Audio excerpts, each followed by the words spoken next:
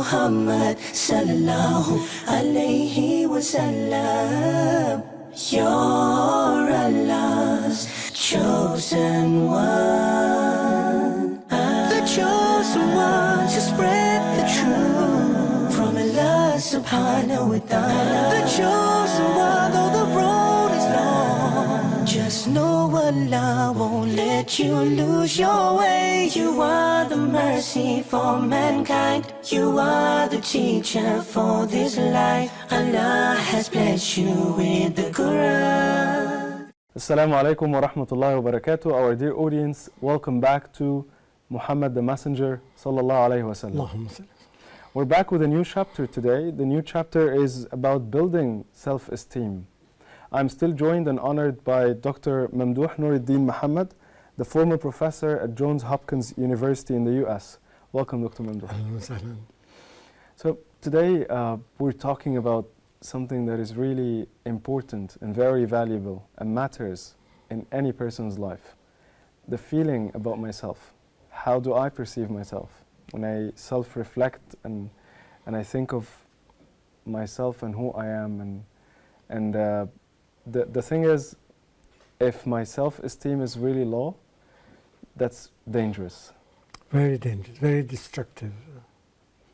So as we are speaking about Prophet Muhammad alayhi salatu wasalam, could you tell us about the self-esteem of Prophet Muhammad alayhi salatu wasalam? Bismillah ar-Rahman ar-Rahim. First of all, I'd like to, as he mentioned, but I'd like to redefine it in a very simple way. Sure. Self-esteem simply means the way people feel about themselves, how they perceive themselves. So it's very important to understand this. And this is very important. Try to imagine that even children will be affected by this factor. True. Every human being loves to have positive self-esteem. His self-esteem should be high all the time. And you'll find this in some countries and some societies, even communities, the people with lower self-esteem, they are the ones who may be in jails, in any society. The people who are in jail usually have this quality of being self-esteem. The way they perceive themselves is very negative. And that's why it's a task of a leader on the top and the task of the whole society. Each one of us can add a brick to this building. For example, my children, the people who help them to maintain and grow and acquire good self-esteem is, from the very beginning, is the parents, the children, even the janitor at home or at the house, or the porter, or any person they meet with. Right. They may add or delete from this.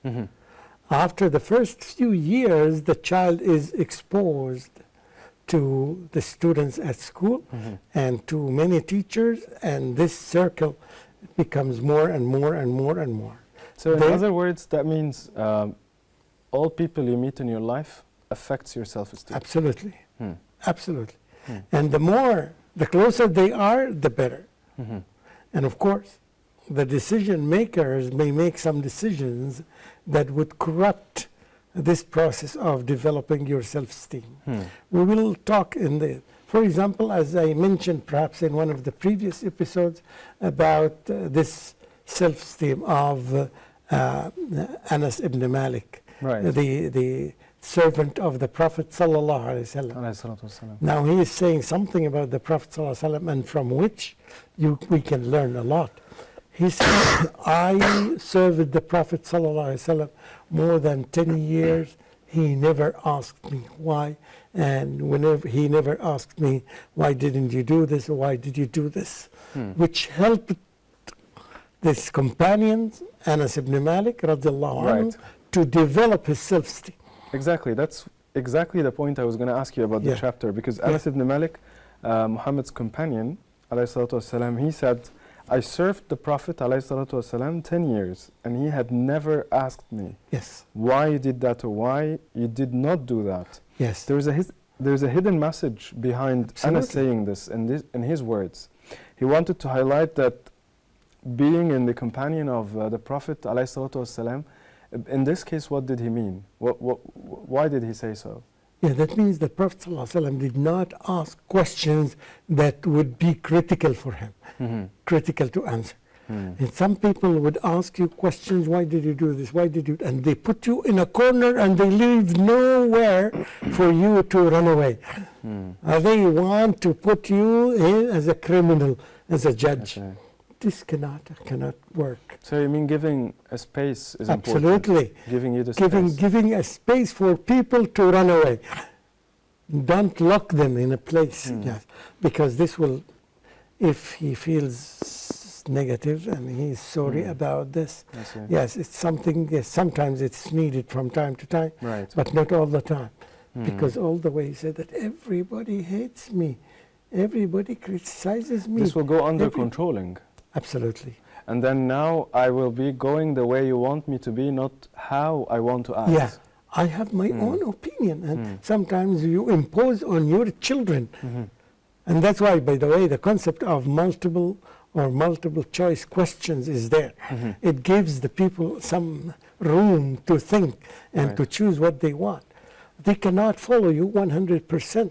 Give me a room to speak. Let me live my life. It takes someone considerate and thoughtful, and particularly for parents in the beginning, because the parents are the first exposure for the children, and therefore they need to learn more and more about this issue. I see. Developing the self-esteem, and it's built day after day, event after event, incident after incident. It's something, an ongoing process. It never ends. Right. And yeah. So yes, the grown-up, let me say that the grown-ups have more resistance than average people and than younger people, and that's why we have to build it gradually. Right. Yes. So, Dr. Mamdouh, getting back again to the workplace part, the corporations, the companies, the universities, schools, any entity that includes employees, doctors, engineers, these places include teams. How does self-esteem affect teams, and is it like a dangerous and at the same time the opposite, a safe tool? Now, I mean, I don't mean exactly tool. I mean, if self-esteem is really high in one of the teams, this reflects on the production, I guess. Yes. And if it's low on another team, yes, it still reflects badly. badly. That's why this is the job of the leader.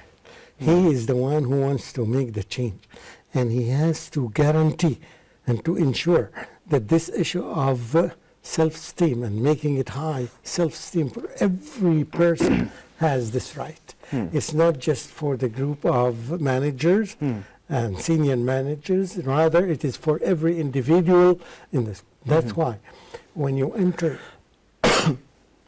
any organization, and you would find from the first time when the people talk to you, even from the janitor, when he talks to you, you feel that he has self-esteem or no self-esteem. Right. The way he looks at you, the way he talks about his organization. Reading the personality. Absolutely. Yeah. So therefore, it is the job of the leader to guarantee and ensure that everybody in his organization enjoys this kind of high self-esteem. So this happens when they start interviewing. Like now I'm hiring people, so the first interaction between me as an employer and them as a potential candidate is through the interview. So how important is it to learn about their self-esteem? No doubt any leader has lots of jobs to do, right? And he has many tasks, or she has many tasks to do. But either you take a one who is ready and has some self-esteem, because this saves you some time in the future, instead of spending some time with them, because time is a key element here. Instead of spending with them some time to develop or to increase this high self-esteem. So would it be okay if you get someone who is technically strong? but with a very low self-esteem, bearing in mind, or you consider maybe in the future that you work on him as a leader. Absolutely. To raise his self-esteem. It depends on many factors. It Which depends are? on a factor, what are the needs of this organization Currently. at this particular time. Mm-hmm. I remember that in one of the cases, one leader, he was looking for an engineer, computer engineer, Mm-hmm. and who works in a team. Hmm. So his main requirement was a person who is good at technology, and the second one is that he works in a team effectively. Hmm. It ended up that he selected from the candidates one candidate who was a previous basketball player. Try to imagine. And the engineers asked him, why did you do that? Hmm. He said that in reality there are many applicants to be engineers, and I have many of them. But I know that the amount of technology that is needed here, I can do them, I can teach them to any person in the world, because it's not highly sophisticated knowledge. It can be taught within 6 months. But the quality of working in a team is the most difficult thing in a corporate. So if I get a person who is very good at that, who has this spirit of working in a team, and he has been practicing it for all these years, that's what I'm looking for more than this. So this is the first priority for me. This is, by the way, one of the most important qualities of good leaders is to know the priorities. Right. So now you have two things, this and this. So now, if this one is good in working collectively or in a team, is much better for me than the one who has good technology, because the good technology, I can teach it to him in 6 months. So people were surprised. And this is a very creative mentality of a leader. And that's what the Prophet ﷺ was doing. He was looking into the personality of the people who are around him. A good leader should know the people who are around him. We're going to talk on the next point about the employees and the financial status of them, and how the employer consider this in mind as well. Let's talk about this right after the break. Stay with us after the break, our dear audience. We'll come back to continue talking about it. Okay. Oh, Muhammad sallallahu alayhi wa sallam. Oh, Muhammad sallallahu alayhi wa sallam. Welcome back, our dear audience, and we're still talking about self-esteem. Now, before the break, Dr. Mamdouh, we were discussing a new question that is related to the financial stress that maybe the employee be passing by. Now, the employee might be financially stressed. I want to put this in mind. However, his performance at work could be at a great level. On the other side, this person has another life at home with a partner, and maybe this person is not doing very well at home, which I mean by their self-esteem, their problems, their conflicts. So he might be feeling a little bit low self-esteem. He's not having this. So that might affect his general level of self-esteem, although he's doing a great job at work. This is great, but usually it is one personality. Even if I am a poor person, I can have high self-esteem, and you can find this in most of the companions, if not all of them. Being poor is not something negative at all. And when you look at the world, when people understand the nature of this world that we live in, they understand that some people are poor. This is the nature of life. And most of the people are poor, not most of the people are rich.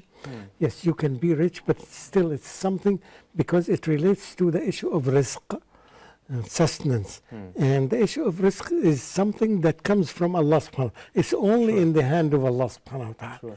Because you may have some factors, you may have many children at home, I may not have many children, I may be impotent or something, I get only one child or no children at all. So yeah, that means I may appear more rich than you. Right. This does not affect the personality of a believer who knows that sustenance comes from Almighty Allah, is always puts himself in the hand of Allah and asks Allah for rizq. It may come, it may not come, but this does not have direct impact on the issue of self-esteem.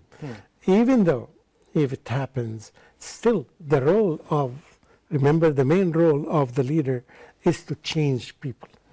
To change people, and part of the change is that making them having high self-esteem about themselves. So it's part of the job of the leader is to develop this quality of self-esteem, and he should continue doing this by doing different workshops or doing different techniques with those people, and in this way they will improve no matter how they are treated at home, whether they are even young people or parents or something like this. And therefore, remember in the beginning I said that every person in the society should pay attention to the issue of self-esteem. Every person. And they should not, as you have just mentioned, if you are doing bad at work, that shouldn't really affect your self-esteem. If you're having maybe some challenges and difficulties at home with your life partner or your kids, that should not affect your performance at work. It should not. If you're doing good. Yes, at all. So this will move us, Dr. Mamdouh, to another point which is, I consider, very serious. The point of comparing myself to others. Okay. Now, we as humans, we tend to look for a better life. We're very ambitious by nature. We look forward to moving on. However, sometimes we do that with a really hard, I'd say, way. Because sometimes I look at others and I say, look, he's doing better than I am. He's doing better than myself. The question that comes next is, what can I do to be like him? Exactly. This is a person who have high self-esteem. Said, what can I do to be on equal footing? But if it starts to the first question, absolutely, then you're very low self. You have to move directly to the right next question, which is, what can I do in order to be like him? And this is represented in Islam in two words. In Arabic, we call them al-hasad and al-ghibta. So now I have ghibta for him, that I love what he has for himself and I want to be like him, even better than him, without envying him. Because this is a disease. If without you envy any somebody, bad thing happening to him. Yes. All right, so the difference here between al-ghibta and hasad is that al-ghibta is the good thing, that when we look up for someone and we really want to be like him, or even better, but I don't have any kind of negative feelings towards... Yeah, without wishing that what he has, he should be deprived from it. You can ask Allah subhanahu wa ta'ala to be like him in everything, right? But hasad is the complete opposite. Yes, the opposite, that you wish that this would be deleted from him. This is nothing. Another dimension here I would like to add, because we want to provide the audience with more of what the Prophet ﷺ did to teach us.